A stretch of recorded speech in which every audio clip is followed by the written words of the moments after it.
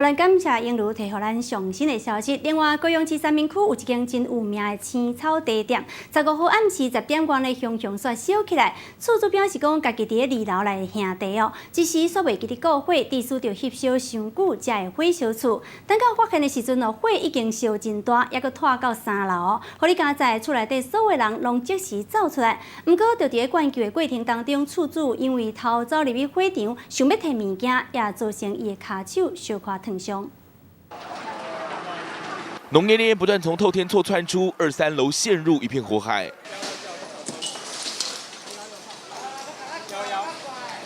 玻璃窗耐不了高温，现场频频传出爆裂声，就怕会砸伤人。警消人员立即扩大管制范围。15号深夜10点多，高雄市三民区这间知名青草茶店突然窜出火光，幸好屋内人员第一时间都顺利逃出。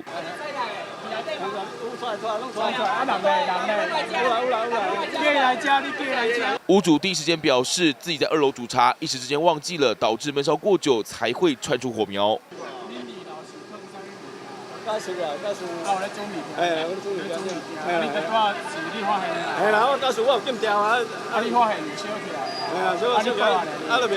幸好第一时间发现异状，立即将瓦斯关上，避免酿成爆炸。但火势依旧蔓延迅速，在消防人员的积极灌救下，顺利将火势控制。但屋主好几度偷跑回火场，造成4肢轻微烧烫伤。我讲降温，用麦风掉，你把回把麦风掉，不用得。